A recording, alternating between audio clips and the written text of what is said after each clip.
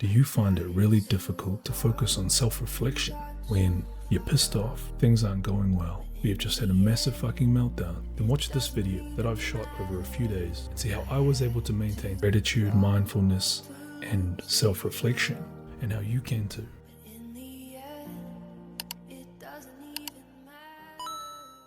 Hey gods, what's up? Yesterday I started a new practice, I guess you could say journaling. I finally started journaling. The entry is, what does a good day look like? And then a good day is, and for me, I put creating at least one thing. Playing with the kids, laughing with the kids, saying I love you to my family, hugging them, training, working out, connecting with friends, family, practicing gratitude, being grateful, having moments of clarity, and smiling, laughing, dancing, and singing. Surprisingly to me, eating fucking snacks was not on there. Now, what was I looking forward to? That's the second part. What am I looking forward to? Mine was actually holding my first call, which I did, playing with the kids after school, training my legs because it was a leg day, and then smiling, laughing, dancing, and singing. Going by that, it was a good day. But today, let's see. This morning when I woke up, hang on, let's go back. So yesterday I woke up about 3 a.m. for a call, and I partook in that call. It was really good, with some good information from it. The day went on, it was a good day. And then come evening, it was about 8 o'clock I think, and I was pretty tired. I was watching some One Piece. I was like, shit, I'm gonna go to bed. Must be late now. It was 8 o'clock. So, true fashion, I was like, no way. Too early for me. And so I started playing Crash Team Racing. By the time I got to sleep, I think it was like 1:30, maybe 2, right? So I'm tired. This morning when I wake up, I was fucked. It's been a long time since I played that late. And my missus asked me a question, something simple, nothing major. Really, in hindsight, which is a beautiful thing. And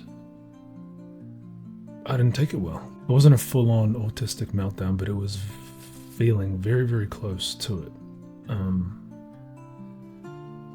And at the time, there were so many things kind of flooding through my mind. Most of them were, if I look at them now,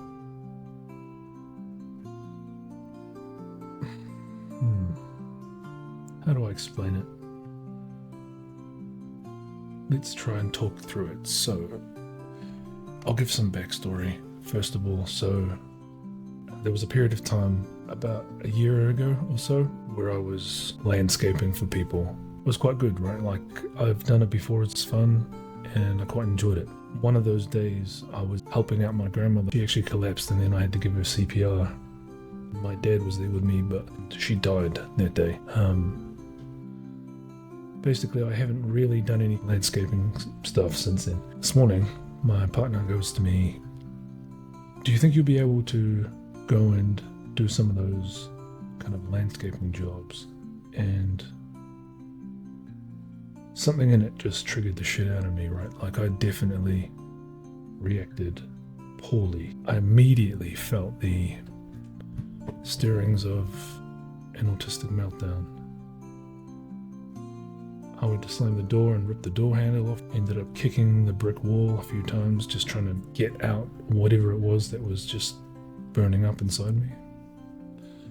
But what I recall the most was how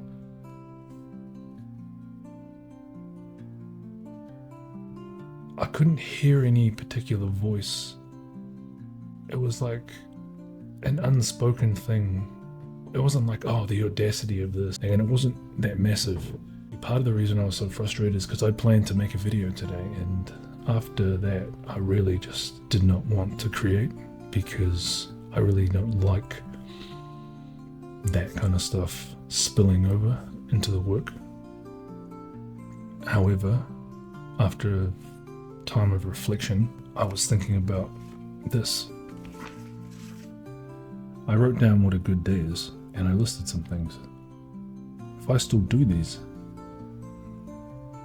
does that mean it can still be a good day? Because I planned to make a video today, so that's what I want to do. I also want to try and give a play-by-play of what I can recall going through my mind during these meltdowns, because it didn't turn into a full-blown autistic meltdown. If it had, there's usually a lot more shame for me, and there's a lot more collateral damage. But I definitely did yell, I definitely screamed, and I definitely swore and said hurtful things, and so I will spend some time reflecting on that. But I also need to remember that I am not a bad person because I was caught off guard and something triggered an autistic response from me.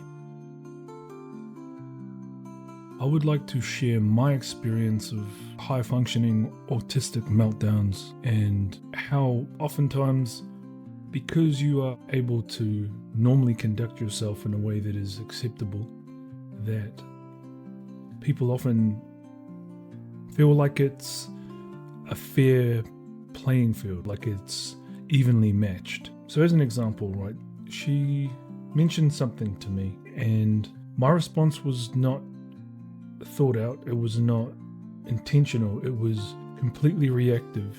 Then her response to that was also reactive. In all fairness, I was abrupt and aggressive and clearly had a fucking stick up my ass about it. But what can we do, right? How can we help that? How do we help the neurotypical people when it comes to dealing with that, right? I want to say it's not like you would argue with a child, but as someone who argues with a child, we argue with children. I have seen something somewhere. It was don't argue with donkeys, and it was something to do with a fucking lion arguing with a donkey. I guess the reverse could be true from that. If you are a donkey, don't argue with a lion because the lion will just fucking eat you. I guess it definitely happened to me growing up. If I think back, there were many times where my responses were like primal or just not good, I guess, or not positive. They didn't leave people feeling good, definitely, and it sucks. I do now have to remind myself that when that happens, I didn't choose it. I don't choose to hurt and upset those around me at all. I don't want that. It just, unfortunately, is a byproduct. I guess the same way, like it's basically with children, right? My son fucking punches and kicks. Thankfully, I don't do that, because if I did, well, wouldn't be good. But what I really wanted to get into, though, is what determines, at least yesterday, what determined that it was a good day. I had a list of things, and be a prick and angry motherfucker is not on the list for today, right? And to be a good day. So I could do this exercise now, although granted half the day has passed. So let's have a look at yesterday. What does a good day look like? Well, I've created something within this video. Playing with the kids. I can still play with the kids. I can still do all of the things I listed yesterday, which made yesterday a good day. So now, it's up to me.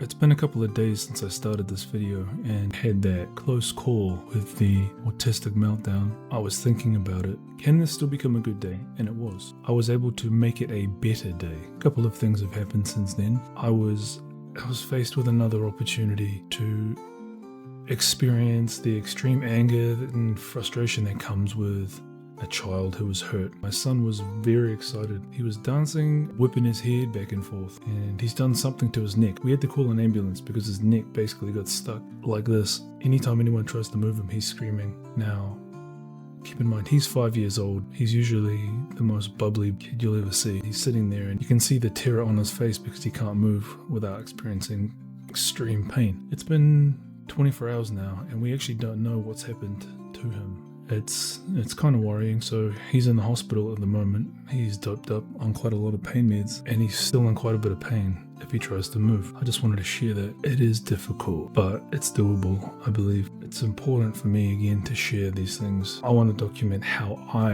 am able to do it. Too many times I see people, when things are difficult, they say, oh, just focus on the positives.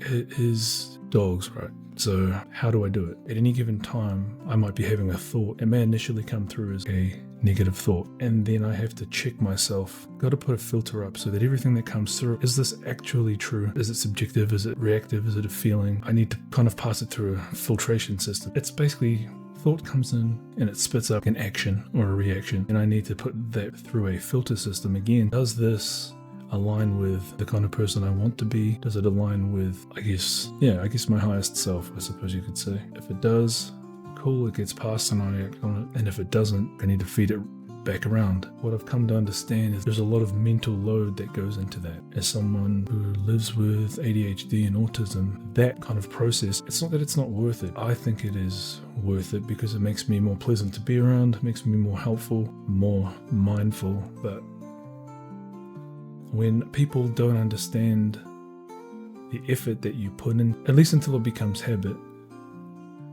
and they wonder why you might be tired or stressed or triggered by small things, right? When the effort that goes into that is not acknowledged, that actually can be quite frustrating.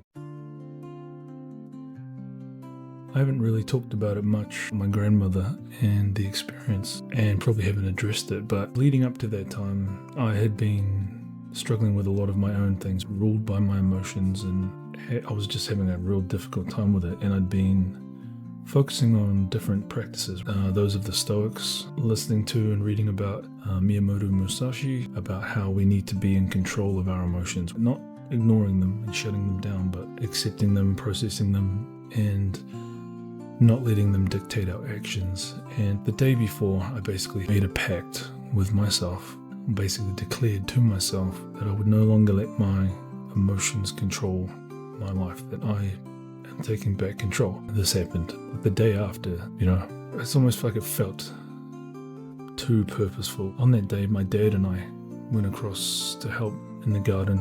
I was standing at the front of the property on the phone at the time, and then I heard him scream out, "Son!" Went back, I ran over and I saw she'd fallen down the hill a bit and was lying under a tree with him. He was beside himself, crying, screaming out, "Mum!" He was in pain, I could just feel it, right? And I think one of my cousins managed to come out and call an ambulance. I studied CPR at the time, It didn't help. She was pretty unresponsive. Fire service turned up at some point and took over. And then they had the machine doing all of that stuff. The whole thing was loaded with grief. My grandmother collapsed and then died in my arms. Just the words themselves. But I think what got me through it is feeling fortunate enough that someone was there and that she wasn't just by herself. The other thing is, because we were there, we were able to call the ambulance. When they finally stopped with the CPR and all of that, so many of our family had been called and she was surrounded by loved ones. I'm very grateful that my dad and I were able to be there for her then, and that she was able to be surrounded by, honestly, over 50 loved ones. I don't know what the statistics are, but I don't think many people who have an acute episode like that is fortunate enough to be surrounded by so many loved ones. So even though if I recount it, it's quite a terrible ordeal, I was still able to see in that moment the things to be grateful for. I always remember that because it's allowed me to know that even in the worst times, you can still be grateful for something. So even when I find it real difficult now, on days where it's super hard, I know that that's probably almost going to be one of the worst things that ever happens to me, I hope. And if it's not, I don't think whatever I do have to deal with will be more than I can handle. I have some faith in that, whatever that will be. And so I am grateful that I was able to be there.